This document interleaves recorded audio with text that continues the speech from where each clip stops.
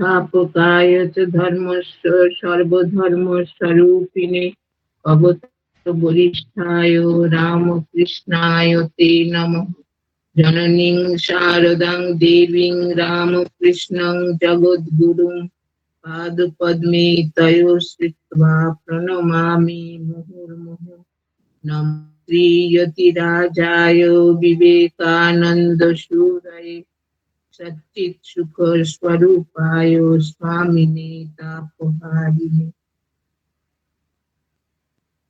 সমবেত ভক্তমণ্ডলী, আজকের এই শুভ সন্ধ্যায় শারদায় নারী জাগরণ সংঘ আয়োজিত এই দেবত্ব সমাবেশে আমাদের একটি নতুন বিষয় আমরা আলোচনা করতে যাচ্ছি। এটা হচ্ছে পঞ্চতন্ত্রের গল্পগুলি আলোচনা করা। দেখুন, গল্পের প্রতি মানব মনের আকর্ষণ চিরন্তন। প্রথমে একটু আমি ভূমিকাটা বলছি। আজ থেকে প্রায় 2000 বছর আগে এই পঞ্চতন্ত্র গ্রন্থটি রচিত হয়েছিল। দাক্ষিণাত্যে বিষ্ণু শর্মা নামে একজন ব্রাহ্মণ পণ্ডিত ছিলেন। তিনি এই গ্রন্থ রচনা করেন। পৃথিবীর প্রায় 50টি ভাষায় 200-র বেশি সংস্করণ পঞ্চতন্ত্রে প্রকাশিত হয়েছে। এটা বলছেন যে এটা বিষয়বস্তুটা কি, যে মহিলারক্ষ নগরীর রাজা অমর শক্তির 3 পুত্র ছিল, বহু শক্তি, উগ্র শক্তি, অনন্ত শক্তি। তাদের সুশিক্ষার জন্য সেই রাজা বিষ্ণু শর্মা নামে একজন পণ্ডিতকে নিযুক্ত করেছিলেন। এই 3 রাজপুত্রকে শিক্ষা দেবার জন্য বিষ্ণু শর্মা এই পঞ্চতন্ত্র গ্রন্থ রচনা করেন। এই মূল গ্রন্থটি 5টি খণ্ডে বিভক্ত বলে গ্রন্থটির নাম হচ্ছে পঞ্চতন্ত্র। এই 5টি খণ্ড বা তন্ত্রের নাম মিত্রভেদ, মিত্রপ্রাপ্তি, কাকলুকীয়, লব্ধ প্রনাশ এবং অপরীক্ষিত কারক। পঞ্চতন্ত্রের গল্প অত্যন্ত বাস্তব ও জীবন উপযোগী। মানব সমাজ এর থেকে শিক্ষা গ্রহণ করতে পারে, সেদিক থেকে গ্রন্থটি একটি মূল্যবান গ্রন্থ বিশেষ। এখন এই যে 5টা ভাগ আছে, তার কোন ভাগে কতগুলি গল্প আছে, এটা প্রথম হচ্ছে মিত্রভেদে আছে 16টি গল্প, মিত্র প্রাপ্তিতে 5টি গল্প, কাকলুকীয়তে 14টি গল্প, লব্ধ প্রনাশ তন্ত্রে আছে 6টি গল্প, আর অপরীক্ষিত কারক তন্ত্রে আছে 9টি গল্প। মোট 50টি গল্প এই গ্রন্থের উপযোগ্য। এর থেকে আমরা শিক্ষা পেতে পারি, এটা নীতিমূলক, এটা মানব সমাজের একটি অমূল্য সম্পদ। তো প্রথমে শুরু করছি, বিষ্ণু শর্মা প্রতিজ্ঞা করেছিলেন। কি প্রতিজ্ঞা? যে সে আজ থেকে অনেক দিন আগের কথা, সেই সময় দাক্ষিণাত্যে মহিলারূপ্য নামে এক বিরাট রাজ্য ছিল। সেই রাজ্যের রাজার নাম ছিল অমর শক্তি। তার গুণের কথা বলে শেষ করা যায় না। দাতা হিসাবে তিনি ছিলেন যেন কল্পতরু। কোনো প্রার্থী কোনোদিন তার কাছ থেকে বিমুখ হয়ে ফিরে যাননি। একদিকে যেমন ছিলেন বিদ্বান, জ্ঞানী ও সকল শাস্ত্রে পারদর্শী, তেমনি তিনি ছিলেন বীর যোদ্ধা। এইসব কারণে অন্যান্য রাজ্যের রাজারাও তাকে সম্মান করতেন। দক্ষিণ দেশের রাজা উনি ছিলেন, তার নাম ছিল অমর শক্তি। তিনি খুব যথার্থ নৃপতি ছিলেন, প্রজাবৎসল, এবং দানে তিনি ছিলেন কল্পতরু, দাতা হিসাবে কল্পতরু। এত বড় রাজা, কিন্তু মনে তার সুখ ছিল না। কেন? তার 3টি ছেলে অপদার্থ। তার 3টি ছেলের নাম তার নামের সঙ্গে মিলিয়ে রেখেছিলেন বহু শক্তি, উগ্র শক্তি আর অনন্ত শক্তি। তিনি কি স্বপ্ন দেখতেন? যে তার 3 পুত্র তার মৃত্যুর পর বিরাট এক সাম্রাজ্য গড়ে তুলবে। কিন্তু পুত্র 3টির কোনো গুণই নেই, তারা একেবারে আকার মুখ্য, তারা কোনো লেখাপড়াও শেখেনি, আর খুব অসৎ সঙ্গে মিশত। এই কারণে রাজার চিন্তার শেষ নেই, তার মৃত্যুর পরে বিরাট সাম্রাজ্য কে দেখবে। রাজা অমর শক্তি রাজসভায় বসে রাজকার্য করছিলেন, আর মন্ত্রী অমাত্যরা তাকে সাহায্য করছিলেন। যেমন হয়, রাজা যখন রাজসভায় থাকে তখন মন্ত্রী আর অমাত্যরা তাকে সাহায্য করে। কিন্তু রাজাকে বিমর্ষ দেখে মন্ত্রী এর কারণ জিজ্ঞেস করলেন উদ্বেগের সঙ্গে। রাজা বললেন, আপনার অনুমান সত্য। আপনারা সকলে লক্ষ্য করেছেন কিনা জানি না, তবে আমার চিন্তায় রাত্রে ঘুম হয় না। আমার 3 মূর্খ ছেলের জন্যই আমার এই চিন্তা। আমি তো ভেবে কুলকিনারা পাচ্ছি না। আপনারা আমার পরম হিতৈষী, আপনারা আমাকে এই ব্যাপারে সুপরামর্শ দিয়ে সাহায্য করুন। বলছেন আমার 3 ছেলেই মূর্খ, সেই জন্য আমার রাত্রে ঘুম হয় না, কার হাতে আমি রাজ্য দিতে। তো আপনারা আমাকে একটু সুপরামর্শ দিয়ে সাহায্য করুন। পণ্ডিতেরা ঠিকই বলেছেন, অজাত মৃত মূর্খেভ্য মৃত জাত সুত গরম ইয়তস্ত স্বল্প দুঃখায় যাবজ্জীবং জড় দহেত। পণ্ডিতেরা কি বলেছেন, এই শ্লোকটার মানে হচ্ছে মূর্খ পুত্রের চেয়ে কোনো পুত্র না থাকাও মঙ্গল। পুত্র জন্মে যদি মরে যায় তাও ভালো, কারণ তাতে দুঃখ কম হবে। কিন্তু পুত্র মূর্খ হয়ে বেঁচে থাকলে আজীবন সে দুঃখ কষ্ট দেবে। দেখুন, এই সমস্যা চিরকাল ছিল, চিরকাল আছে, চিরকাল থাকবে। প্রত্যেক পিতামাতার এই চিন্তা যে ছেলেরা যাতে মানুষ হয়। তখন তো মেয়েরা এত লেখাপড়া শিখতে পারতেন না, সেই জন্য ছেলেদের কথা এখানে বলা হয়েছে। বলছেন যে আমার এই রাজসভায় 500 পণ্ডিত আছেন। আমার আপনাদের কাছে আবেদন, আপনারা এর বিহিত করুন, সুপরামর্শ দিয়ে আমাকে বাঁচান। রাজা তখন সেই মন্ত্রীদের কাছে বললেন যে আমি কি করব, কি করে এদের আমি লেখাপড়া শেখাবো, সেটা আপনারা আমাকে পরামর্শ দিন। আপনাদের মধ্যে কেউ একজন কি আমার এই 3 পুত্রকে মানুষের মতো মানুষ করে তুলতে পারবেন না? রাজা খুব বিনীত আবেদন জানালেন। মন্ত্রীদের মধ্যে সুমতি তার নাম, তিনি বললেন, এমন ব্যবস্থা করতে হবে যাতে অল্প সময়ের মধ্যে রাজপুত্ররা জ্ঞান অর্জন করতে পারে। 500 মন্ত্রী, তো তার মধ্যে 500 পণ্ডিত ছিলেন। তার মধ্যে সুমতি নামে একজন মন্ত্রী, তিনি বললেন যে খুব তারা দ্রুত যাতে রাজপুত্রেরা শিক্ষা লাভ করতে পারে সেই ব্যবস্থা করতে হবে। শাস্ত্রকাররা বলেছেন, শাস্ত্র অশেষ কিন্তু জীবনকাল অল্প। অসার বস্তু বাদ দিয়ে জ্ঞান লাভের জন্য সকল নীতিশাস্ত্র রাজকুমারদের শেখাবার ব্যবস্থা করা হোক। সে সুমতি নামে মন্ত্রী, তিনি বললেন যে শাস্ত্র তো অসীম অনন্ত, কিন্তু মানুষের আয়ুষ্কাল অল্প, সেই জন্য জ্ঞান লাভের জন্য এই রাজপুত্রদের যেটা একেবারে সার বস্তু, সেই সকল নীতিশাস্ত্র এদের শেখাবার ব্যবস্থা করা। সভায় উপস্থিত সকলে মন্ত্রীর এই কথা সমর্থন করলেন। তখন রাজা খুশি হয়ে বললেন, মন্ত্রীবর, আপনি তাহলে বলুন এ কার্য কার দ্বারা সম্ভব হবে। উনি তো বললেন যে রাজপুত্রদের লেখাপড়া অল্প সময়ের মধ্যে শেখাতে হবে সার বস্তুটা। তখন রাজা সেই মন্ত্রীকে জিজ্ঞেস করলেন যে তাকে এই ভারটা আমি দেব, আপনি বলুন।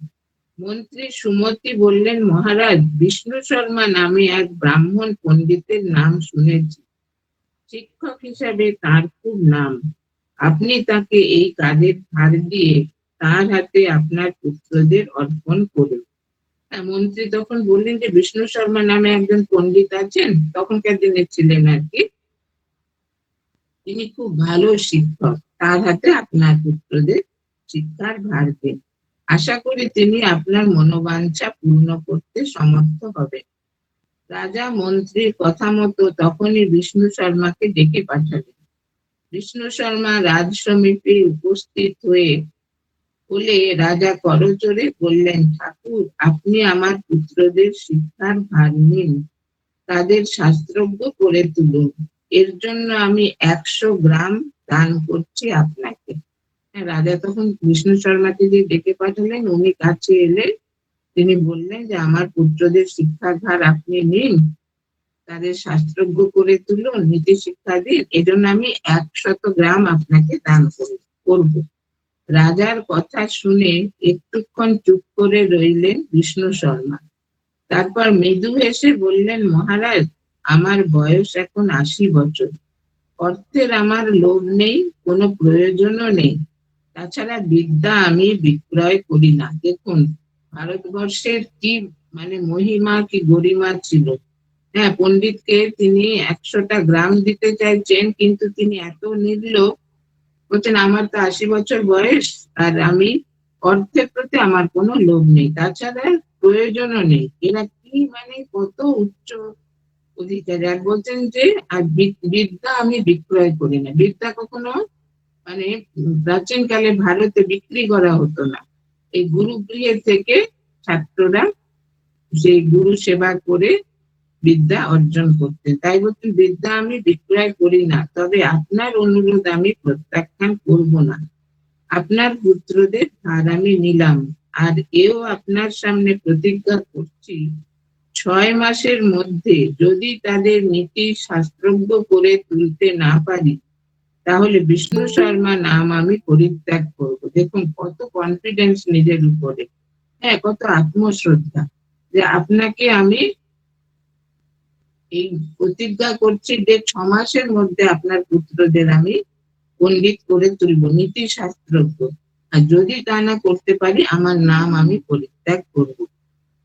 একটা খুব প্রতিজ্ঞা, কঠিন প্রতিজ্ঞা করলেন। রাজা ব্রাহ্মণের মুখে এই প্রতিজ্ঞার কথা শুনে যেমন বিস্মিত হলেন, তেমনি আনন্দিত হলেন।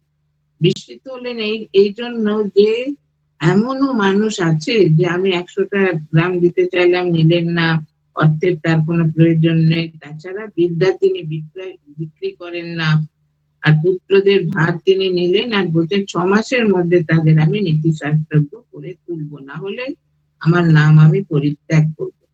এবং রাজকুমারদের ভার তাকে দিয়ে নিশ্চিন্ত হলেন। রাজা খুব খুশি হয়ে রাজকুমারদের ভার তাকে দিলেন, বিষ্ণু শর্মাকে। বিষ্ণু শর্মা রাজকুমারদের সাদরে গ্রহণ করে মিত্রভেদ, মিত্র প্রাপ্তি, কাকলুকীয়, লব্ধ প্রনাশ ও অপরীক্ষিত কারক, এই 5টি তন্ত্র রচনা করে তাদের নিয়মিত অধ্যয়ন করা। তিনি নিজে রচনা করলেন, এই যে পঞ্চতন্ত্র বলা হয় না, 5টা তন্ত্র। প্রথমে মিত্রভেদ, তারপরে মিত্র প্রাপ্তি, তারপরে কাকলুকীয়, লব্ধ প্রনাশ আর অপরীক্ষিত কারক, ছোট ছোট গল্পের মাধ্যমে তাদের শিক্ষা দেবার ব্যবস্থা করলেন। এই 5টি তন্ত্র রচনা করে তাদের নিয়মিত অধ্যয়ন করা। রাজপুত্রগণ মনোযোগ সহকারে অধ্যয়ন করে 6 মাসের মধ্যে নীতিশাস্ত্রে সুশিক্ষিত হয়ে ওঠে। বিষ্ণু শর্মার প্রতিজ্ঞা সফল হলো। দেখুন গল্পের প্রতি মানুষের আকর্ষণ তো চিরন্তন। এই যে ছোট ছোট গল্পের আকারে উনি বলেছেন, তার জন্য রাজকুমাররা খুব মনোযোগ দিয়ে সেটা অধ্যয়ন করেছেন। তার ফলে নীতিশাস্ত্রজ্ঞ তারা এই 6 মাসের মধ্যেই হয়ে গেলেন, পণ্ডিত হলেন, নীতিশাস্ত্রজ্ঞ হলেন, আর বিষ্ণু শর্মার প্রতিজ্ঞাও সফল হলো যে তিনি 6 মাসের মধ্যে এই রাজকুমারদের নীতিশাস্ত্রজ্ঞ করে তুলবেন। এবার শুরু হচ্ছে প্রথম তন্ত্র। এটা প্রথম তন্ত্র হচ্ছে মিত্রভেদ। এই মিত্রভেদের এতে অংশে আছে 16টা গল্প। আমরা যতটা আজকে হয় পড়বো। প্রথম হচ্ছে, কোনো এক বনে এক সিংহ ও এক বলদের মধ্যে খুবই বন্ধুত্ব স্থাপিত হয়, কিন্তু অতি লোভী ও ধূর্ত এক শেয়াল এই বন্ধুত্ব সহ্য করতে না পেরে কৌশলে তা ভেঙে যায়। মিত্রভেদ বলছেন না, বিভেদ সৃষ্টি করেছেন। সেটা কি ঘটনাটা বলতেন, দাক্ষিণাত্যে মহিলারক্ষ নামে একটি নগর ছিল। সেই নগরে বর্ধমানক নামে এক বণিক বাস করতেন। দেশে দেশে বাণিজ্য করে তিনি অনেক সম্পদের মালিক হন। এত সম্পদের অধিকারী হয়েও কিন্তু সৎপথে বাণিজ্য করে আরো অর্থ সম্পদ সংগ্রহ থেকে তিনি বিরত হন না। যারা বাণিজ্য এনারও হয়েছে যে বর্ধমানক নামে যে বণিক, তিনি খুব বড় বণিক, কিন্তু তার মনে হচ্ছে আরো সম্পদ আমি অর্জন করব। বলছেন যে তিনি মনে করে তারা সবকিছু লাভ করা যায়। যার অর্থ থাকে তার বন্ধু লাভ হয়। অর্থের দ্বারা কি হয়?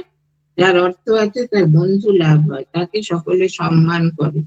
যার অর্থ নাই, যৌবনে সে বার্ধক্যে উপনীত হয়। এগুলো অর্থের যে মানে কার্যকারিতা, সেটা বলছেন আর কি।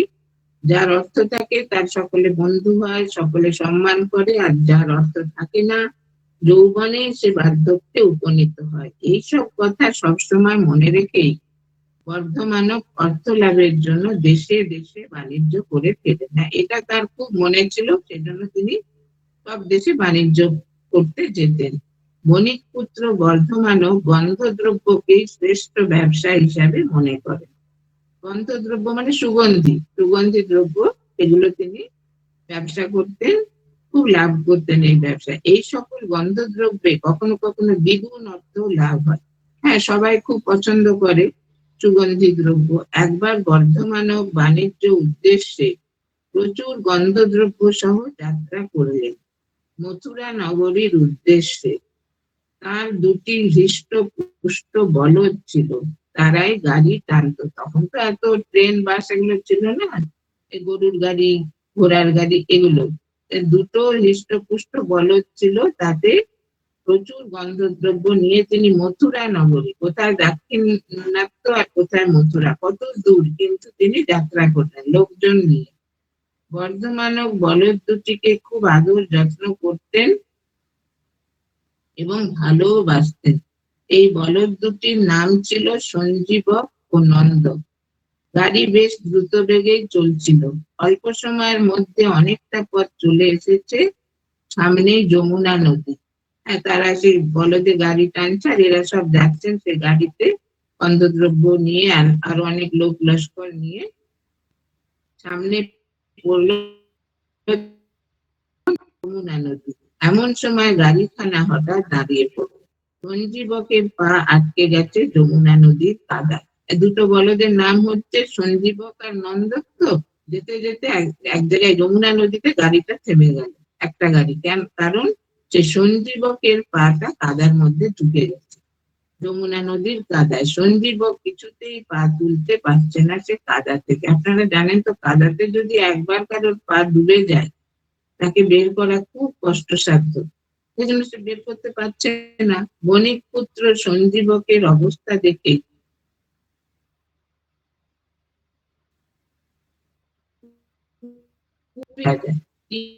তিন দিন সেখানেই থেকে গেলেন, কিন্তু সঞ্জীবকের এই দুর্ঘটনায় পা মচকে যাওয়া, সে চলতে পারছে না। কোন রকমের ট্রেনে সকলে মিলে তার পাটাকে তুললো কাদার থেকে, কিন্তু টানাটানিতে কি হলো, তার পা মচকে গেল। তখন সে তার চলতেই পারছে না। 3 দিন সেখানে সেই বণিক থাকলেন।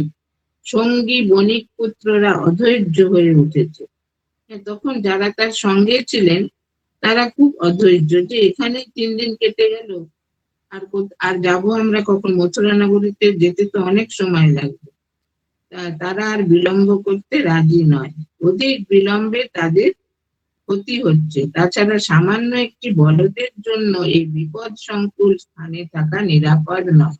তখন তো রাস্তাঘাটে অনেক চোর ডাকাত, তারপরে হিংস্র জন্তু সব থাকতো, জঙ্গল চারিদিকে।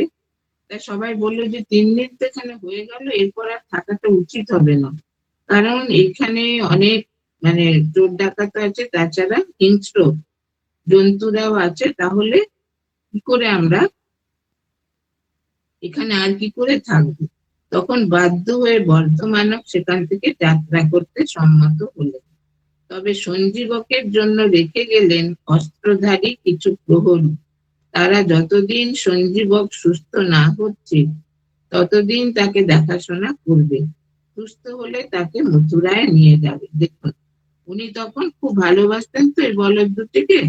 তখন তিনি বলছেন, ঠিক আছে, আমরা তাহলে অগ্রসর হব, কিন্তু সঞ্জীবকের কাছে কয়েকজন অস্ত্রধারী প্রহরীকে রেখে গেলেন। তাদের বললেন যে যতদিন না সুস্থ হচ্ছে তোমরা এখানে থাকো, সুস্থ হলে একে মথুরায় নিয়ে যাবে। এই বলে তারা মথুরার উদ্দেশ্যে যাত্রা করলেন।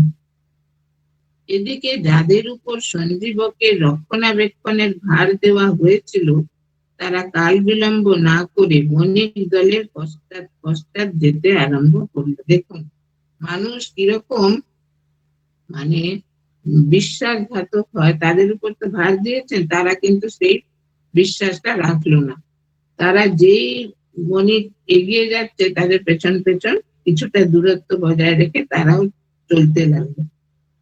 বর্ধমানক মথুরায় পৌঁছবার পরদিনই সঞ্জীবকের পাহারাদাররা এসে সবিনয়ে জানালো সঞ্জীবকের মৃত্যু হয়েছে এবং তারা তাকে যথাবিধি সৎকার করে তবেই এখানে এসেছে। দেখুন, পুরোপুরি মিথ্যা কথা বলে দিল যে আপনারা আসার পরেই তার সেই বলদটার মৃত্যু হয়েছে, সঞ্জীবকের, তার সৎকার করে আমরা এসেছি এখানে। এই কথা শুনে বণিক পুত্র খুবই মর্মাহত হলেন এবং যথাসময়ে শ্রাদ্ধাদি পারলৌকিক কাজ শেষ করে বাণিজ্য শেষ করে দেশে ফিরে গেলেন। হ্যাঁ, তখন সেই বণিক বর্ধমানক, তিনি তো খুব ভালোবাসতেন সঞ্জীবককে আর নন্দককে, তিনি খুব দুঃখিত হয়ে তার পারলৌকিক ক্রিয়া করে বাণিজ্য করে দেশে ফিরে গেলেন। এদিকে সঞ্জীবক দেখলো তার প্রহরীরা সব চলে গিয়েছে, সে একা পড়ে আছে নদী তীরে কাদার মধ্যে, সে যমুনা নদীর কাদার মধ্যে সঞ্জীবক পড়ে আছে। সে দেখলো কেউ নেই তার চারপাশে, যে রক্ষীরা ছিল কেউ নেই, তাকে দেখার কেউ নেই, মৃত্যুর প্রতীক্ষা করতে লাগলো। সে সে তখন ভাবছে যে এবার আমাকে এখানেই মানে আমার মৃত্যু হবে, আমি আর তো কোনো উপায় নেই। কাদার মধ্যে শুয়ে শুয়ে কয়েকদিন কেটে গেল, মৃত্যু হলো না তার। যমুনার মিষ্টি হাওয়ায় চোখ বুজে পড়ে রইল সে। তারপর শরীরে কিছুটা বল ফিরে পাওয়ায় কাদা থেকে উঠে এলো আস্তে আস্তে এবং পুষ্টিকর ঘাস খেয়ে বেশ হৃষ্টপুষ্ট হয়ে উঠলো। সে তখন একটু গায়ে বল পেয়ে যমুনার চারিদিকে অনেক সবুজ ঘাস ছিল, আস্তে আস্তে উঠে সেই ঘাসগুলোকে বেশ মোটা সোটা হয়ে উঠলো। যমুনার শীতল বায়ু আর কচি ঘাস খেতে পেয়ে সঞ্জীবক সেখানেই রয়ে গেল। সে বলতে আর কোথায় যাবো, এখানেই থাকি, ওরা তো সব চলে গেছে।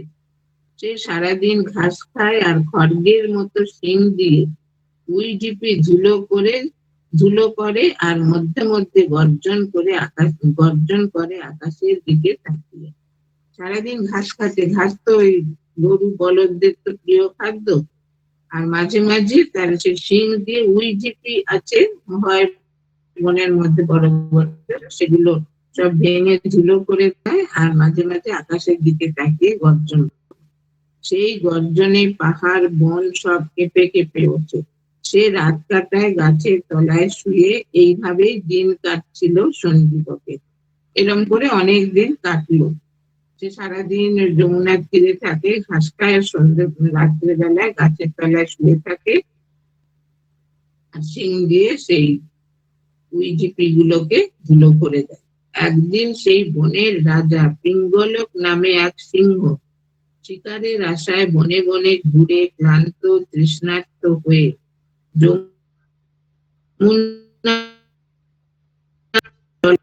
তিনি একদিন সেই বনের যে পশুরাজ ছিল তার নাম ছিল পিঙ্গল। সে শিকারের আশায় বনের মধ্যে ঘুরে কোনো শিকার না পেয়ে খুব ক্লান্ত তৃষ্ণার্ত হয়ে যমুনার জল পান করতে সেই যমুনাতে নামবার জন্য অগ্রসর হলো। ঠিক সেই সময় সঞ্জীবক গর্জন করে উঠল। সঞ্জীবক তো মাঝে মাঝে গর্জন করতো আকাশের দিকে তাকিয়ে, সেই সময় সে গর্জন করে উঠল। এই গর্জন শুনে পশুরাজ খুবই ভয় পেয়ে গেল।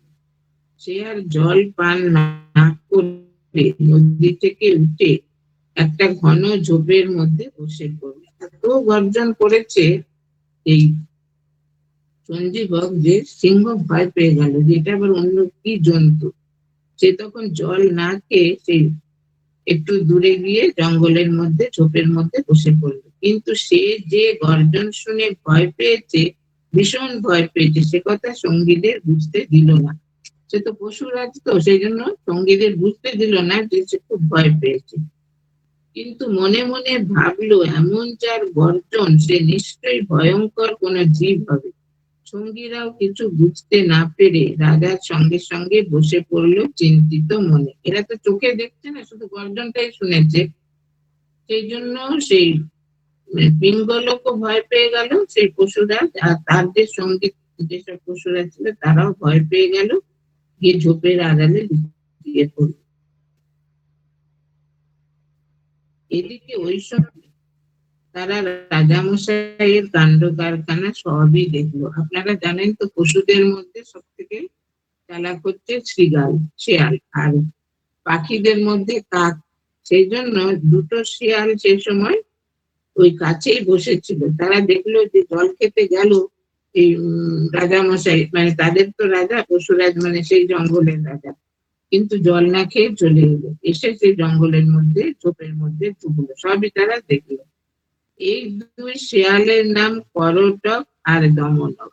হ্যাঁ, দুটো যে শেয়াল তাদের নাম করটক আর দমনক, রাজা পিঙ্গলকের দুই মন্ত্রীর ছেলে।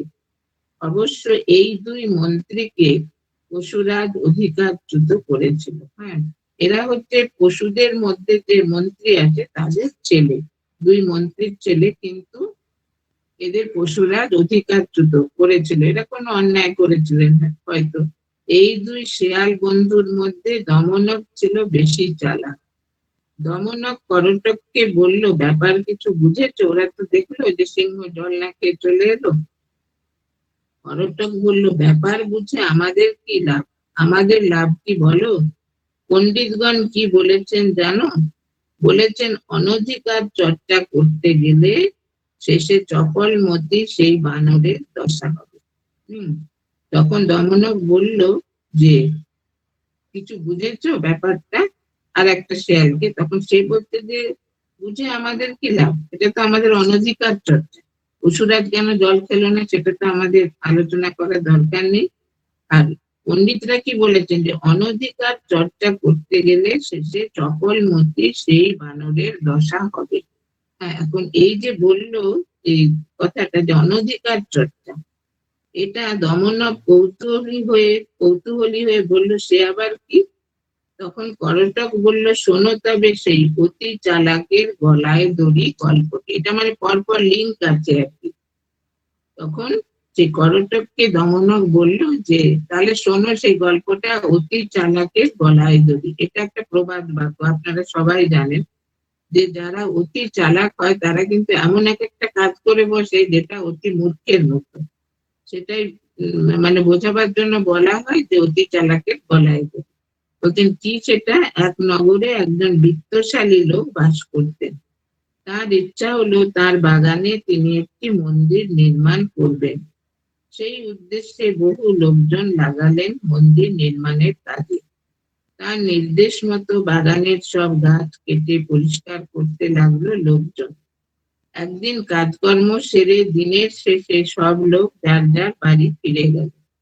ওই দিন একটা বড় গাছ অর্ধেক চেরা অবস্থায় ছিল এবং তার মধ্যে একটি গোজ দেওয়া ছিল, মানে পরদিন আর বাকিটা চিরবে বলে একটা গোজ সে গাছের মধ্যে ঢুকিয়ে দিয়েছে। সারাদিন লোকজনের বাগানটি কোলাহল মুখর থাকায় কোনো পশু পাখি বাগানে ঢুকতে সাহস পেত না। সন্ধ্যাবেলায় সব লোকজন চলে গেলে বাগানটি নিস্তব্ধ হয়ে যায়। বাগানে তো সেই বাগানের যে মালিক সে তো মন্দির করছে সব গাছ কেটে, কিন্তু একটা বড় গাছ পুরো কাটা হয়নি, অর্ধেকটা কেটে সেটাতে একটা গোজ মানে একটা কাঠের টুকরো ঢুকিয়ে দিয়েছে, পরদিন আবার কাটবে বলে। তখন সেই সন্ধ্যেবেলা সবাই যখন চলে গেছে তখন পশু পাখিরা সেই বাগানে ঢুকে মানে থাকে আর কি, আনন্দ করে। এমনি একদিন একদল বানর বাগানে ঢুকে হুটোপুটি করে চেঁচামেচি করে তোলপাড় করে তুলল। ওই বানর দলের মধ্যে একটি বানর ছিল খুবই দুরন্ত। হ্যাঁ, সে সেই অর্ধেক চেরা গাছটির উপর আরাম করে বসে গোছটি খুলে ফেলল।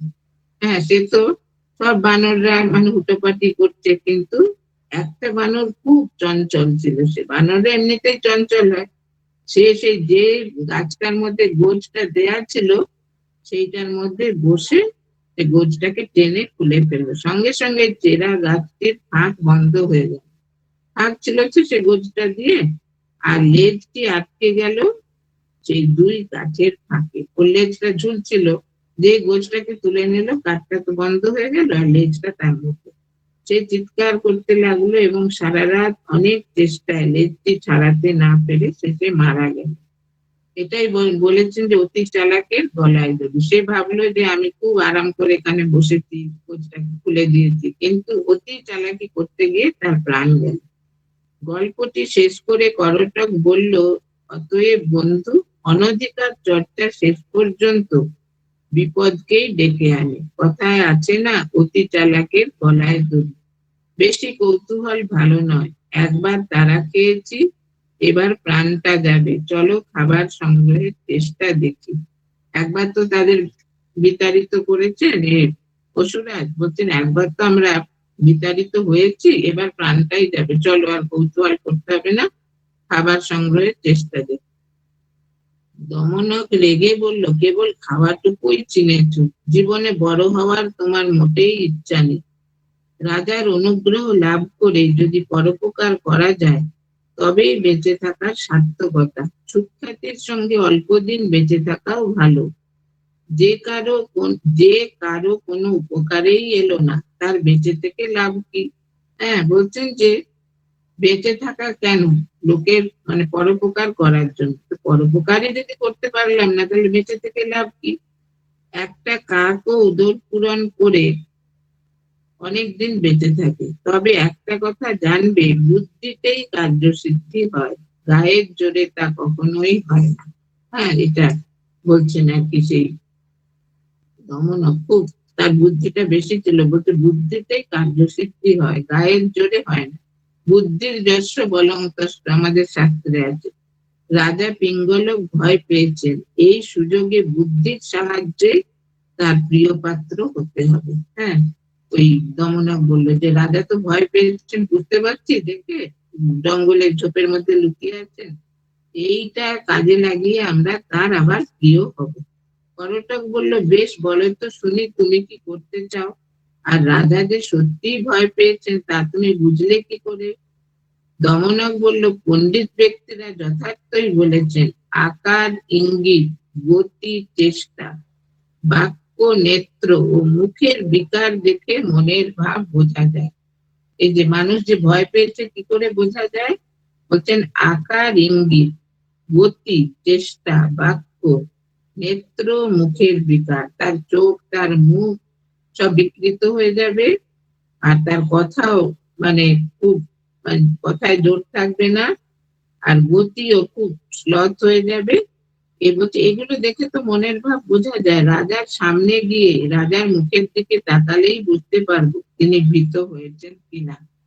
দেখুন, এটা হচ্ছে মানে মনুষ্য চরিত্রেরও একটা লক্ষণ। মানুষ ভয় পেয়ে গেলে তার এরকম হয়, চোখ মুখ ফ্যাকাশে হয়ে যায়, কথা বলতে পারে না। ঠিক এখানে মানুষ তো একটা মানে বুদ্ধিমান প্রাণী, কিন্তু মানুষ বাস করে তো প্রকৃতিতে। প্রকৃতিতে যে আছে গাছপালা, নদ নদী, পশু পাখি, সবকিছুর কাছে সে শিক্ষা পেতে পারে। তো এখানেও দেখুন সেটা হয়েছে যে বলছে এই দমনক যে আমরা এখন রাজার কাছে গেলেই বুঝতে পারবো যে রাজা ভয় পেয়েছেন কিনা। করটক বলল, তা না হয় বুঝলাম, কিন্তু কেমন করে রাজার বিশ্বাস ভাজন হবে শুনি? এ তো আর দেশের রাজা নয়, একেবারে পশু শ্রেষ্ঠ সিংহ। করটাক বলছে, তুমি কি করে রাজার বিশ্বাস ভাজন হবে? রাজা তো আমাদের বিতাড়িত করেছেন আগে, এখন তার বিশ্বাসটা তুমি কি করে আবার অর্জন করবে? দমনক বলল, প্রভুর মনের ভাব বুঝে যারা বুদ্ধিমান তারা অতি সহজেই তাকে বশ করে ফেলেন।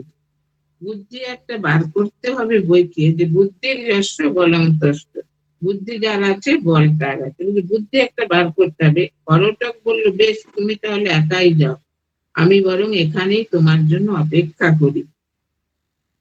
তখন দমনক পশুরাজ পিঙ্গলকের সঙ্গে দেখা করার জন্য গমন করল। দূর থেকে পিঙ্গলক দমনককে আসতে দেখে সঙ্গীদের বলল, ওই দেখো, আমাদের ভূতপূর্ব মন্ত্রীপুত্র দমনক আসছে, ওকে এখানে আসতে দাও। রাজা তো চিনতো ওকে, পশুরাজ চিনতেন। তখন সে বললেন যে আমার মানে প্রাক্তন মন্ত্রীর পুত্র আসছে, ওকে এখানে আসতে দাও। দমনক অতি বিনয়ের সঙ্গে পশুরাজকে প্রণাম করে দাঁড়ালে পিঙ্গলক খুশি হয়ে বলল, কি হে দমনক, খবর সব ভালো তো? অনেকদিন তোমার কোনো দেখা নেই, তা কি মনে করে?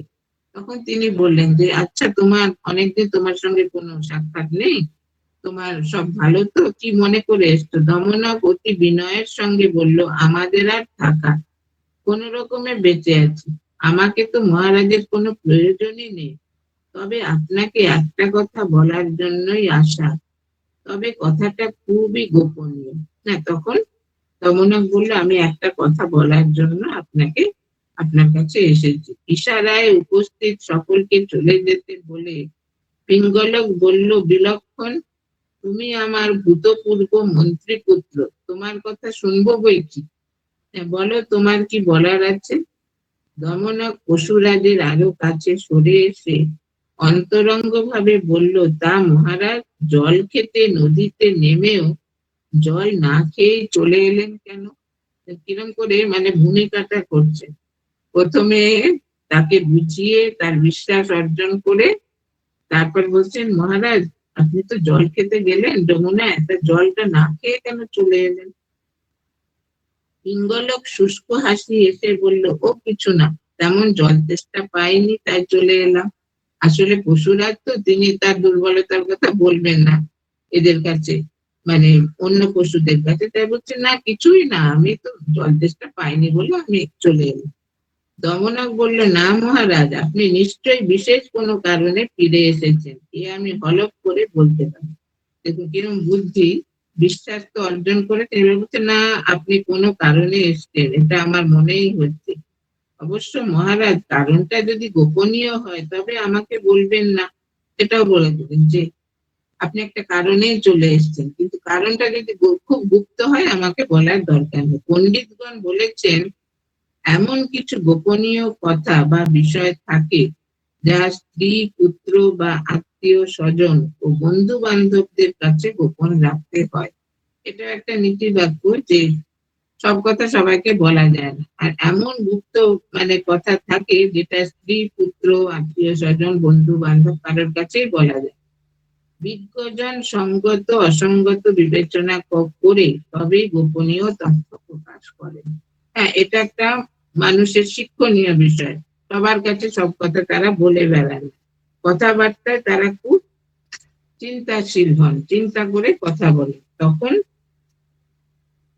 দমনকের মুখে এসব জ্ঞানের কথা শুনে পিঙ্গলক খুবই খুশি হলো। পশুরাজ ভাবলো, এ একজন যোগ্য লোক, এর কাছে মনের অভিপ্রায় ব্যক্ত করলে ভালোই হবে, আর মনে হচ্ছে এ আমার মনের কথা জানতে পেরেছে।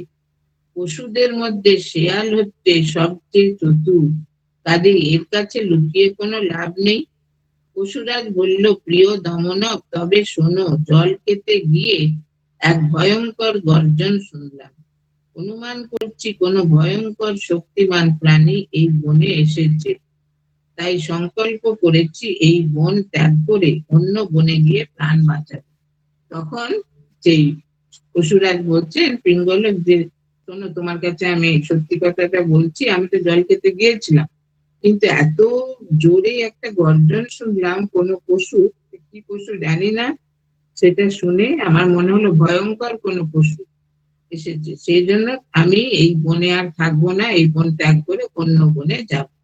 যার আওয়াজ শুনেই প্রাণ উড়ে যেতে চাইছে, না জানি তার চেহারাটা কেমন হবে, চোখে তো দেখেনি, শুধু গর্জনটা শুনেছে, বলছে গর্জনই এত ভয়ঙ্কর, তাহলে আর তার চেহারা না না জানি আরো কত ভয়ঙ্কর, আমি এই বনে আর থাকবো না।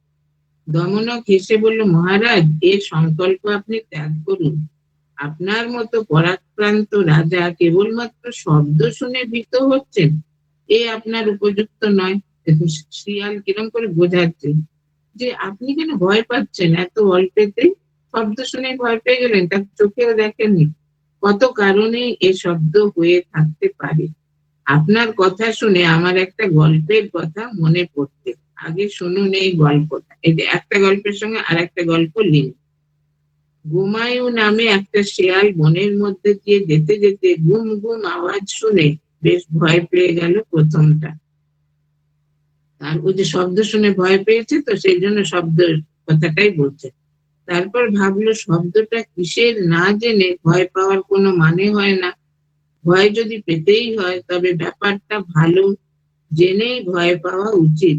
কাছে গিয়ে দেখলো একটা ঢাক পড়ে রয়েছে আর বাতাসে তাই থেকে শব্দ হচ্ছে। ঢাকটা পড়ে আছে জঙ্গলের মধ্যে, সেখানে হাওয়া লেগে দুমদুম করে শব্দ হচ্ছে। ভাবলো যাক, মনে হচ্ছে জিনিসটার মধ্যে মাংস আছে। পশু তো, ওরা মাংস খুব প্রিয়। তাই ঢাকটাকে দেখে ভাবছে মনে হচ্ছে এর মধ্যে মাংস আছে, এটাকে ভাঙতে পারলে পেট ভরে মাংস খাওয়া যাবে। অনেক কষ্টে দাঁত ভেঙে চামড়া কেটে গোমায়ু দেখলো তার মধ্যে কিছুই নেই, একদম ফাঁকা ভেতরটা। এই গল্পটা কেন বলছেন, যেহেতু পশুরা একটু ভয় পেয়ে গেছেন, সেই জন্য সেই ভয়টাকে দূর করার জন্য বলছেন, যে যেমন এই শেয়ালটা ভয় পেয়েছিল। গল্প শেষ করে দমনক বলল, অতএব মহারাজ, আমার অনুরোধ, আপনি এখনই এই বন ত্যাগ করে চলে যাবেন না। আমাকে ব্যাপারটা ভালো করে জানতে দিন। যাওয়ার মতো ব্যবস্থা হলে আমি আপনাকে সে পরামর্শ দেব।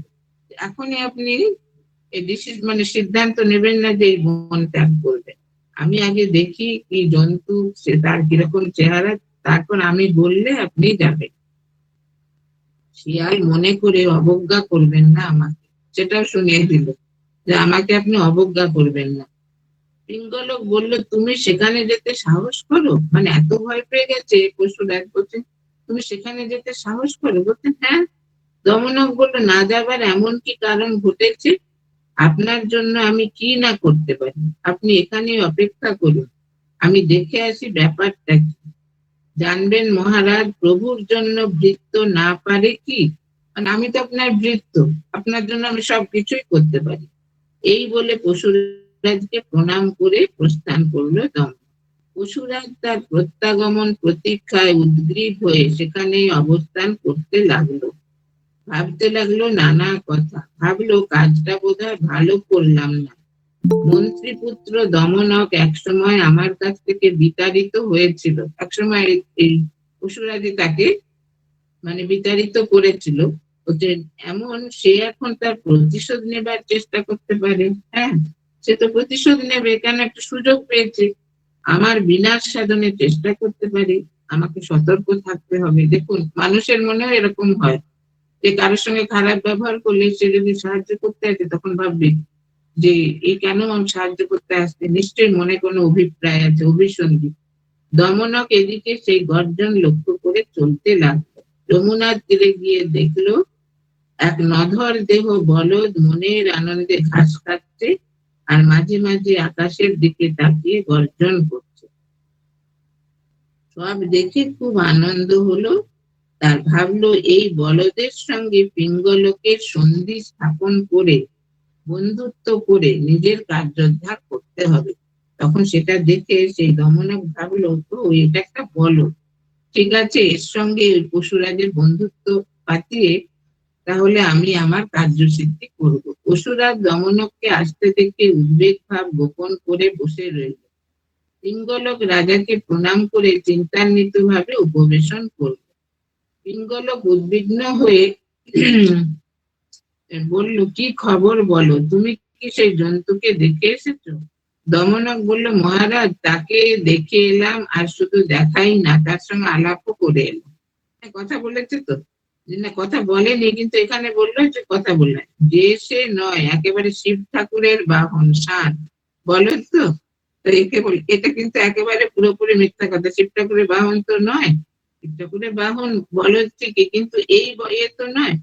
বলছেন তার সঙ্গে শক্তিতে কেউ পারবে না। তিনি বললেন স্বয়ং শিব ঠাকুর তাকে পাঠিয়েছেন এই বলে।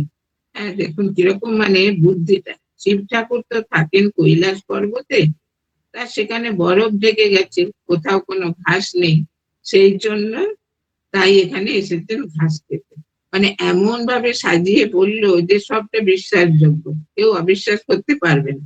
শিব ঠাকুরের বাহন তো, সেখানে এখন বরফে এসে গেছে কৈলাস, তো ঘাস পাচ্ছে না বলে এখানে ঘাস খেতে পাঠিয়েছেন শিব ঠাকুর। পিঙ্গলক বললো, তোমাকে তো আগেই বলেছি এ দেশের জন্তু নয়, এখন দেখলে তো আমার সন্দেহ অমূলক নয়, এখন উপায়? তখন পিঙ্গলক বলতে, আমি তো আগেই বলেছি এটা ভয়ঙ্করী, মানে শিব ঠাকুরের বাহন, তাহলে বুঝে দেখো, তাহলে এখন আমরা কি করব? দমনক বলল, উপায় আমি করে এসেছি মহারাজ, তার সঙ্গে আলাপ করে বলেছি আমাদের মহারাজ দেবী দুর্গার বাহন, দেখুন, একে বললো শিবের বাহন এই ষাঁড়কে, আর সিংহ তো দেবী দুর্গার বাহন। সেটা ওনাকে বলে এসছে, ওনাকে কিন্তু বলেনি, কিন্তু এই পিঙ্গলকের কাছে বলতে আমি বলে এসেছি যে দেবী দুর্গার বাহন আপনি। তখন মনে একটা শ্রদ্ধা আসবে। হ্যাঁ, তখন বলছেন যে আমাদের মহারাজ দেবী দুর্গার বাহন কদিনের জন্য বেড়াতে এসেছেন এখানে। মানে পুরোপুরি গল্প করে তুলে, আপনি আমাদের অতিথি, চলুন আমার রাজার সঙ্গে আপনার বন্ধুত্ব করিয়ে দিই। এটা প্রথমে সন্দেহ প্রকাশ করলেও পরে রাজি হয়েছে আপনার সঙ্গে বন্ধুত্ব করতে। হ্যাঁ, আসবেন আপনার সঙ্গে বন্ধুত্ব করতে। পিঙ্গলক আহ্লাদে গদগদ হয়ে বলল, দমনক, তুমি আমার মনের কথাই তাকে বলে এসেছো, আজ থেকে তুমি আমার মন্ত্রী। এই যে মায়ের বাহন বলেছে, সে একেবারে ভক্তি মানে খুব আনন্দে একেবারে উৎফুল্ল হয়ে গেল, তুমি আমার মন্ত্রী, এখনই গিয়ে আমার সেই বন্ধুকে আমার কাছে নিয়ে এসো। তখন আমি আর বিলম্ব সহ্য করতে পারছি না, তাকে বন্ধু হিসাবে কাছে না পেলে মনে শান্তি পাচ্ছি না। দেখুন, মানুষ কথায় কিরকম হয়, বলে না, কথাতেই বন্ধুত্ব হয়, কথাতেই শত্রুত্ব। এই বাক্য বাণের মতো মানুষকে আঘাত করে, আবার বাক্য মধুর মধুর মতো মিষ্টি হয়, অমৃতের মতো। সেই বাক্য একদম মধুর মতো এখানে বলে, তাড়াতাড়ি তুমি নিয়ে এসো, আমি আর সহ্য করতে পারছি না, তাকে বন্ধু হিসেবে কাছে না পেলেই মনে শান্তি পাচ্ছি।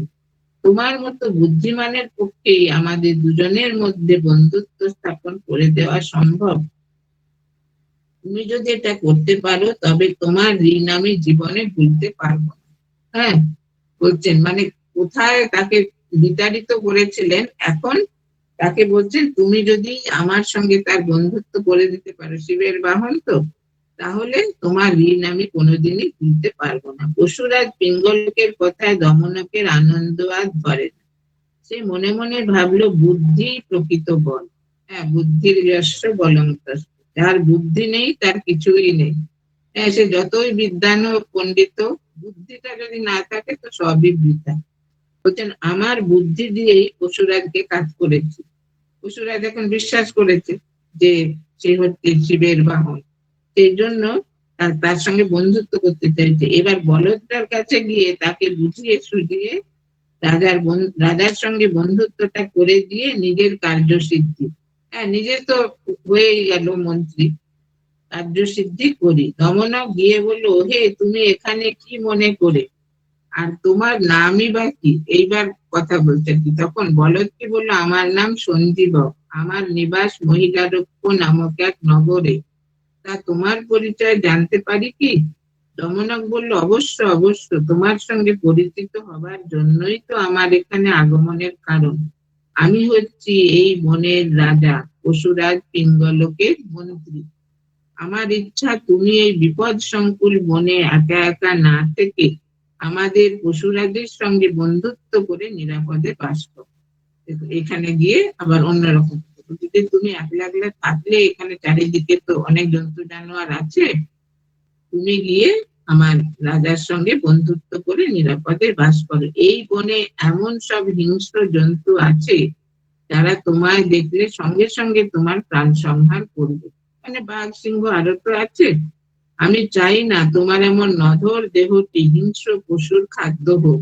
এ তো ঘাসকে এ করে খুব মোটা সোটা হয়েছে, বলছে আমি চাই না যে তোমার দেহটা তাদের খাদ্য হোক।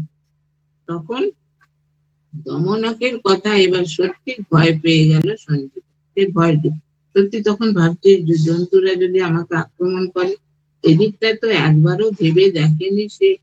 সঞ্জীবক বললো, তুমি সত্যি আমার বন্ধু, প্রকৃত বন্ধুর কাজই করেছো। হ্যাঁ, দেখুন, ও পশুরাজও বলছে তুমি আমার প্রকৃত বন্ধু, আর এও বলছে সেই সঞ্জীবক যে তুমি আমার প্রকৃত বন্ধু। এমন তার বুদ্ধি যে দুজনকেই একেবারে অভিভূত করে দিল। দমনক বলল, তাহলে আর কাল বিলম্ব না করে চলো পশুরাজের কাছে, তোমাদের সঙ্গে বন্ধুত্ব করিয়ে দিই। সঞ্জীবক করুণ সুরে বলল, কিন্তু কিন্তু মানে সিংহ তো সিংহের কাছে যাবে কি করে, সেটা এখন তার মনে চিন্তা। দমনক বলল, এতে আবার কিন্তু কি বন্ধু, রাজার বন্ধুত্ব পাওয়া তো ভাগ্যের কথা। হ্যাঁ, তবে দেখো, রাজার বন্ধুত্ব পেয়ে আমাকে ভুলে যাবে না তো? আমি তো বন্ধুত্ব করে দেবো তোমার সঙ্গে, কিন্তু তুমি আমাকে ভুলে যাবে না তো। সঞ্জীবক বললো, কিন্তু বন্ধু, পিঙ্গলক অভয় দিয়েছেন তো, আমার কেমন ভয় ভয় করছে। হ্যাঁ, পশুরাজ বলে কথা, কোন দিন না আমার দেহটার উপর নজর পড়ে।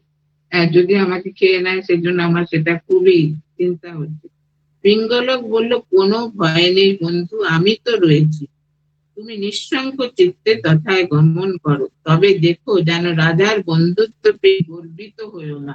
হ্যাঁ, রাজা তোমার সঙ্গে বন্ধুত্ব পাতাবেন, তাতে তুমি গর্ব অনুভব করবে না। আমরা দুজনে একসঙ্গে চললে রাজ্য লাভ হবে। মূর্খেরা বড় হলে ধরাকে সরাব জ্ঞান করে, এই একটা নীতি বাক্য। যে যে মূর্খ, সে যদি অনেক কিছু ক্ষমতা পায়, সে পৃথিবীকে আর পৃথিবী বলে মনে, ধরাকে সরা খুব একটা নিকৃষ্ট জায়গা বলে মনে করে। মূর্খেরা বড় হলে ধরাকে সরা জ্ঞান করে। একটা কথা মনে রেখো, উপকারী বন্ধুকে কখনো ভুলবে না। হ্যাঁ, আমি তো তোমার এত উপকার করছি, রাজার সঙ্গে তোমার বন্ধুত্ব পাঠিয়ে দিচ্ছি, তুমি কিন্তু কখনোই ভুলবে না। পশুরাজ পিঙ্গলক আর বণিকের শপথ পাই সঞ্জীবকের দিনগুলি বেশ সুখেই কাটতে লাগলো। তারা দুজন বন্ধুত্ব হয়ে গেল। তাদের দুজনের মধ্যে এমন বন্ধুত্ব হলো যে পলকে প্রাণ যায়। মানে চোখের আড়াল কেউ কাউকে করছে না, সবসময় একসঙ্গে থাকে। একজন আর একজনকে এক মুহূর্ত না দেখে থাকতে পারে না। দুজনে একসঙ্গে খায়, গল্প করে, ঘুমায়। শেষে এমন হলো যে পশুরাজ পিঙ্গলক সঞ্জীবকের সঙ্গে তৃণভোজী হয়ে উঠলো। দেখুন, বলে না, সঙ্গ দোষে সৎসঙ্গে স্বর্গবাস। এই তো সঞ্জীবক তো ঘাস খাচ্ছে, সে সিংহ তখন ঘাস খেতে শুরু করলো। মানে বন্ধুর সঙ্গে থেকে তার মনটাও এত পাল্টে গেল। পশুবধ বন্ধ হয়ে গেল, সিংহ আর পশুবধ করছে না, হিংসা পরিত্যাগ করলো পশুরাজ। দুই বন্ধু দমনক আর করটক মনের আনন্দে রাজ্য চালাতে লাগলো। এইদিকে যে শিয়াল দুটো, তাদের তো মন্ত্রী করে দিয়েছেন এই পশুরাজ, তারাই তখন রাজত্বটা চালাচ্ছে। কার্য রাজকার্যের দিকে রাজার সে বন্ধুর সঙ্গেই রয়েছে। কোনো কথা জিজ্ঞেস করতে গেলে বরং বিরক্ত হয় রাজা। কিছু জিজ্ঞেস করলে তোমরা জিজ্ঞেস করবে না, নিজেরা যা পারো করো। কিন্তু রাজা শিকার বন্ধ করে দিলে তার অনুচরেরা খাবে কি? অন্য যে পশুরা, তারা তো তৃণভোজী হয়, তারা কি খাবে? নিয়ম হচ্ছে রাজার শিকার করে যতটা প্রয়োজন খাবে, আর বাকিটা তার অনুচরেরা খাবে। এটা হচ্ছে অরণ্যের নিয়ম আর কি, যে পশুরা শিকার করবে, নিজে আগে খাবে, যতটা খাবে তারপর বাকিটা তার অনুচরেরা খাবে। এই রাজা তো এখন তৃণভোজী। রাজার সঙ্গে সঙ্গে অনুচরেরাও তো আর তৃণভোজী হতে পারেন না, হবে না। তাদের যত রাগ গিয়ে পড়লে সঞ্জীবকের উপর, সে বলদটার উপর, যে এর জন্যই তো আমাদের রাজা এরকম তৃণভোজী হয়েছে। বলছেন, ওই ব্যাটার জন্যই আমাদের না খেয়ে মরতে হচ্ছে, আমরা তো মাংস আর খেতে পারছি না।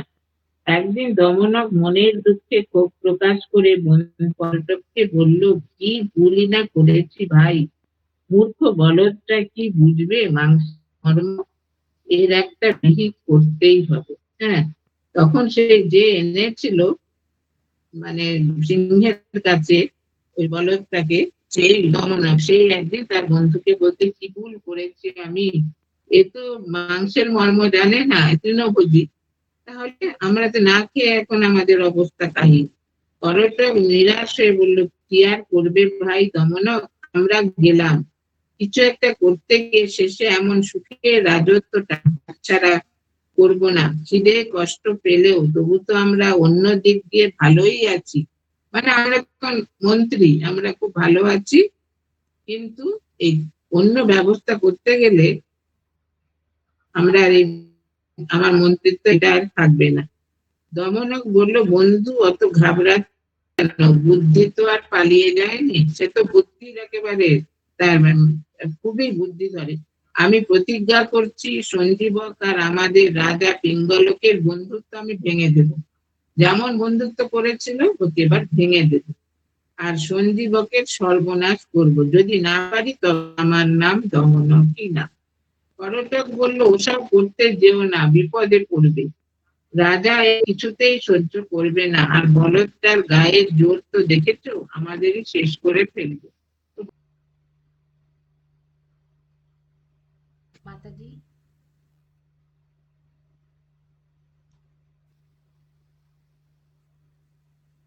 এর কিরকম মানে এর গায়ের কি জোর, তাহলে ওরা আমাদের শেষ করবে। দমনক করটককে আশ্বস্ত করে বলল, গায়ের জোরে ওর সঙ্গে পারবো না, কথা ঠিক, কিন্তু বুদ্ধি দিয়ে কিনা হয় শোনোনি, এক কাক স্বর্ণহার দিয়ে একটি কৃষ্ণ সর্পকে মেরেছিল। করটক বলল, গল্পটা শুনিনি তো, বলো না শুনি। দমনক তখন কাক ও কৃষ্ণ সর্পের গল্পটি বলল। হ্যাঁ, মানে এইরকম করে এক একটা ঘটনা আসছে, আর মানে গল্পের অবতারণা হচ্ছে।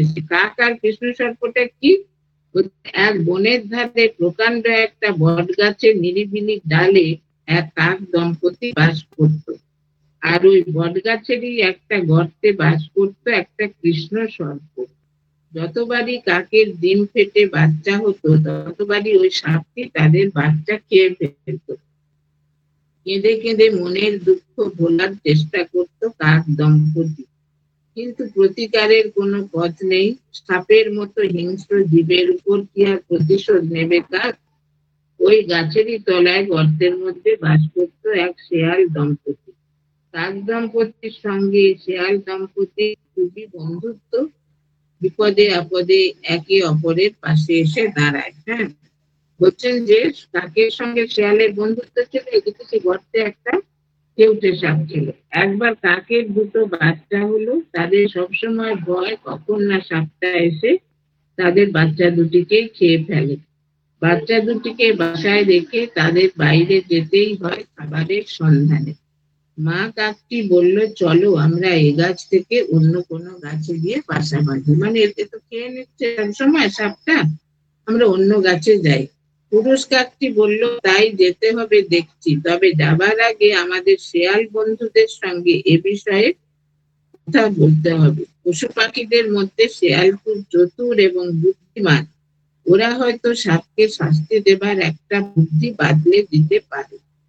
শেয়ালের কাছে গিয়ে খুবই দুঃখের সঙ্গে সব ঘটনাটা বলল কাক। বলল, আমাদের বাচ্চাগুলোকে সাপ খাচ্ছে, আমাদেরও শেষ করবে, কারণ শাস্ত্রে আছে, যার নদীর তীরে বাস আর সর্পের সঙ্গে এক ঘরে বাস, তার মৃত্যু অবধারিত। হ্যাঁ, নদীর তীরে আর সাপের সঙ্গে বাস করলে মৃত্যু অবধারিত। একটা বুদ্ধি দাও যাতে আমরা বাঁচতে পারি, সাপের তো শক্তিতে আমি পেরে উঠবো না। শেয়াল বলল, কিছু মাত্র চিন্তিত হয়েও না, তুমি এতদিন আমাকে বলনি কেন? বুদ্ধির কাছে শক্তি কিছুই না, বুদ্ধি আসল বল।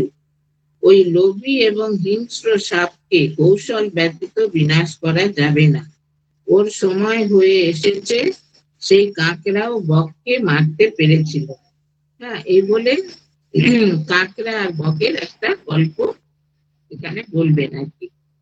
এইভাবে মানে কি বলে, ওই রাজার তিন ছেলেকে সেই বিষ্ণু শর্মা এই গল্প বলে বলে, গল্পের প্রতি তো মানুষের খুব ইন্টারেস্ট আছে, সেই জন্য সে গল্প বলে বলে তাদের মনের মধ্যে এটা গেঁথে যায়, বলে বলে তাদের নীতি শিক্ষা দিয়ে তাদের মনটাকে মানে শাস্ত্রজ্ঞ করে তুলেছিলেন তিনি 6 মাসের মধ্যে। 3জন পুত্রকে তিনি নীতি শাস্ত্রজ্ঞ করে তুললেন, তুলে তিনি যা বলেছিলেন না, যদি আমি না করতে পারি তাহলে আমি এই আমার নাম পরিত্যাগ করব, কিন্তু তার সে প্রতিজ্ঞা রক্ষা হয়েছিল। তিনি যে 3জন পুত্রকেই শাস্ত্রজ্ঞ করেছিলেন। আর সেই থেকে এই বিষ্ণু শর্মার এই যে কাহিনীগুলো, এটা এত বিখ্যাত হয়ে গেছে যে এটা 2000 বছর আগে কাজ, আর 50টা ভাষায় অনুদিত হয়েছে, কিন্তু এখনো এর আবেদন সার্বজনীন। মানে মানব সমাজে বাস করতে গেলে মানুষ কিভাবে থাকবে, বুদ্ধি না থাকলে সে কিন্তু যতই বিদ্যা পণ্ডিত, সে কোথাও সমাধান পাবে না। বুদ্ধিটাই কিন্তু আগে। বুদ্ধির যস্য বলং তস্য নির্বুদ্ধি। হ্যাঁ, হচ্ছে যে নির্বোধ তার বল কোথায়? তার তো বল নেই, কেননা সব বল তো সে বুদ্ধিতে। সেই জন্য বুদ্ধি যার আছে তার সব আছে, তার বল আছে, তার শক্তি আছে, তার সামর্থ্য আছে, সবকিছুই আছে। সেই জন্য এই আমাদের এই যে পঞ্চতন্ত্রের কথা, এই আবেদন সার্বজনীন, সব দেশে সব কালে এটা গ্রহণযোগ্য। হ্যাঁ, মানুষের সঙ্গে পশু পাখির যে একটা সহাবস্থান আছে সেটাকে বোঝাবার জন্য এই বিষ্ণু শর্মা এই প্রকৃতি থেকে দৃষ্টান্ত গুলো নিয়েছি। প্রকৃতি থেকে, প্রকৃতিটা আমরা তো প্রকৃতিতেই বাস করি, প্রকৃতি আমাদের মানে মনের মধ্যে আমাদের বাসস্থান, প্রকৃতিতেই আমরা বাস করি। আর প্রকৃতির সঙ্গে আমাদের অঙ্গাঙ্গী সম্পর্ক। সেই জন্য এই যে প্রকৃতি থেকে উনি এই দৃষ্টান্ত নিয়েছেন, এটা সহজেই সে রাজপুত্রদের মনে রেখাপাত করেছেন। সেই জন্য ওরা এই গল্প শুনে শুনে প্রতিদিন তাদের মানে আগ্রহ আরো বেড়ে গিয়েছিল। এই বেড়ে যখন গেছে তখন তাদের মধ্যে সে নীতিবোধটা জাগ্রত হয়েছিল। এই তার 50টা গল্পের মাধ্যমে বিষ্ণু শর্মা তাদের নীতি শাস্ত্রজ্ঞ করে তুলেছিল।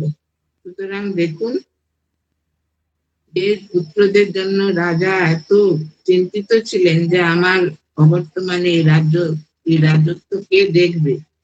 সেই 3 পুত্রকে তিনি একেবারে মানে মানুষ করে তুললেন। বলছেন আকৃতিতে মানুষ হলেই তো হয় না, প্রকৃতিতে মানুষ হতে হয়। মানুষ কি মানুষ, যার চরিত্র বল আছে, যার মধ্যে সাহসিকতা আছে, যার মধ্যে পরোপকার মনোবৃত্তি আছে, যার মধ্যে নির্লোভ, যার কোনো লোভ নেই, আর যে মানে পরিস্থিতি বুঝে কাজ করতে পারে, এরকম অনেক সদ্গুণ মানুষের মধ্যে থাকলে তখনই তাকে মানুষ বলা যায়। ঠাকুর বলছেন মানুষ আর মানুষ মানে আমাদের প্রত্যেকের মধ্যে যে আত্মা রয়েছে জীবাত্মা রূপে, সেই সম্বন্ধে সচেতন হওয়া। বলছেন গীতায় ভগবান বলছেন না, কৃষ্ণ শ্রীকৃষ্ণ, যে জীবনম সর্বভূতেষু তপশ্চাস্মি তপস্বী, আমি সবার জীবন, তপস্বী তপস্যা। তাহলে সেই যে জীবন রূপে তিনি আছেন, সেই জন্য আমাদের প্রত্যেকের মধ্যেই একটা সদ্ভাব সদ্গুণ রয়েছে। সেটাকে আমরা যদি জাগ্রত করতে পারি অনুশীলনের দ্বারা, তবেই আমাদের জীবন উন্নত হবে। আর যদি জাগ্রত না করতে পারি তাহলে জীবন উন্নত হবে না। সেটার মাধ্যম কি? শিক্ষা, সুশিক্ষা, সৎ শিক্ষা। স্বামী বলছেন জগতে এমন কোন সমস্যা নেই যে শিক্ষার দ্বারা যার সমাধান হয় না, সবকিছু শিক্ষার দ্বারা সমাধান হয়। তাহলে সেই যে শিক্ষা, সৎ শিক্ষা, সেই সৎ শিক্ষারই প্রতিফলন আমরা দেখি পঞ্চতন্ত্রের গল্পগুলোর মধ্যে। মানে অতি সাধারণ দৃষ্টান্ত থেকে তিনি খুব একটা মহান সত্যের প্রকাশ দিয়েছেন, পরিচয় দিয়েছেন এই বইতে। সেই জন্য মানে কাল জয়ী হয়ে গেছে। 2000 বছর আগেকার একটি গ্রন্থ এখনো তার সমানভাবে আদৃত হচ্ছে, 50টা ভাষায় অনুদিত হচ্ছে, এটা কম কথা না। আর এটা আমাদের আমাদের দেশেও একটু বহুল প্রচার আছে, পৃথিবীর বিভিন্ন দেশে অনুদিত হয়ে এটা আমাদের মানে মানুষের মধ্যে একটা নীতিবোধের শিক্ষা, সৎ চিন্তার শিক্ষা, শুভ চিন্তার শিক্ষা দিয়েছে। জন্য এই বিষ্ণু শর্মা তার শ্রীচরণে আমরা প্রণাম জানাই যে তিনি যে একটা এই যে কত চিন্তা করে সে রাজপুত্রদের শিক্ষাদানের জন্য এই বই গ্রন্থ রচনা করেছেন, যে এটা একেবারে অতুলনীয় গ্রন্থ। হ্যাঁ, আর এটা আমরা এই ক্লাসে পড়লাম প্রথমে মিত্রভেদ থেকে যে কয়েকটি ওই অতি চালাকের গলায় দড়ি আর কাক ও কৃষ্ণ শর্ত, এই দুটো পড়া হলো, মানে পরপর আর কি তার সঙ্গে এগুলো রিলেটেড হয়ে আসছে পরপর গল্পের মাধ্যমে সুশিক্ষা প্রদান, এই হচ্ছে এই গ্রন্থের উপজীব্য বিষয়। সুতরাং আজকে এই শুভ সন্ধ্যায় সকলকে শুভেচ্ছা জানাই, ভালোবাসা জানাই। আপনারা এগুলো চিন্তা করবেন যে মনে মনে যে বিষ্ণু শর্মা কত চিন্তা করে সে রাজপুত্রদের শেখাবার জন্য এটা রচনা করেছিলেন। আর আমাদেরও খুবই সৌভাগ্য যে আমরা এটা পড়ার সুযোগ পেলাম, আপনাদের সঙ্গে শেয়ার করার সুযোগ পেলাম। এটা আমারও খুব সৌভাগ্য। আজকে এই পর্যন্তই থাক। ঠাকুরমা স্বামীজি শ্রীপাদ পদ্মে শতকোটি প্রণাম নিবেদন করি। তাদের আশীর্বাদ আপনাদের সকলের উপর শতভাবে বর্ষিত হোক। শারদাই নারী জাগরণ সংঘের এই দেবত্ব সমাবেশ দিন দিন আরো ভালোভাবে পরিচালিত হয়ে মানুষের কল্যাণ সাধন করুন। সকলে ভালো থাকুন, আনন্দে থাকুন, এই কথা বলে আমি এই পঞ্চতন্ত্রের গল্প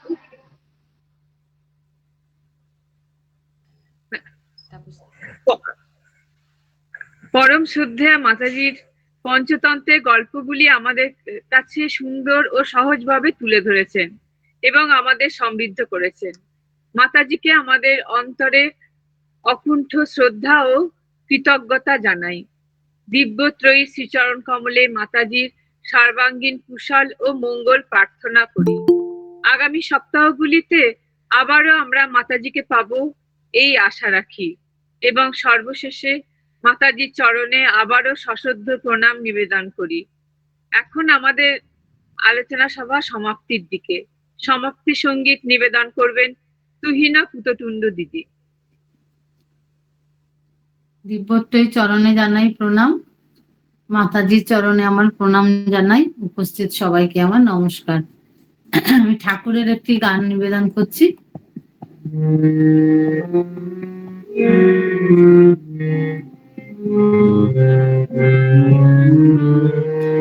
ভকত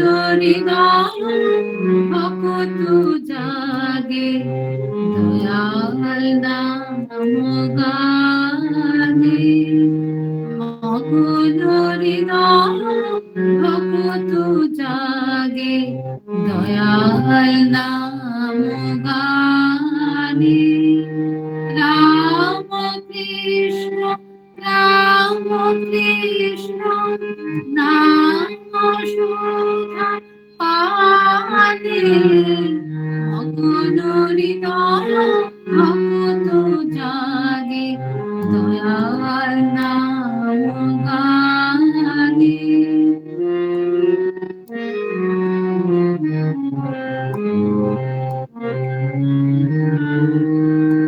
রজত আসন ধরণী শাসন, না চাহে মনি কাঞ্চনে।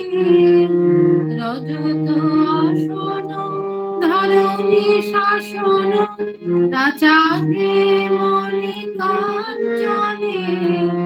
তুলসী মালা প্রেম ছাড়ো, রাম কৃষ্ণ বদনে। মগন হৃদয় ভকত জাগে দয়াল নাম গানে।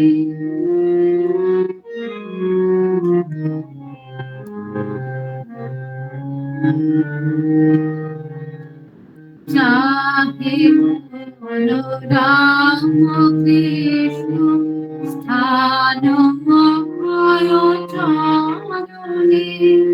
নাহি কো সাধ মধুর সাধ, রসনা পরিতোষণে। চাহে মন রাম কৃষ্ণ স্থান চরণে। নাহি কো সাধু মধুর সাধু, রসনা পরিতোষণে। চাহে মন রাম কৃষ্ণ চরণামৃত সেবনে। রাম কৃষ্ণ রাম কৃষ্ণ রাম কৃষ্ণ প্রেমে। মগন হৃদয় ভকত জাগে দয়াল নাম গানে রাম কৃষ্ণ রাম কৃষ্ণ রাম সুধা পানে মদন হৃদয় তু জাগে নাম গানে। এই গানটা কালীপদ ঘোষ দানা কালী তার লেখা, নিবেদন করলাম।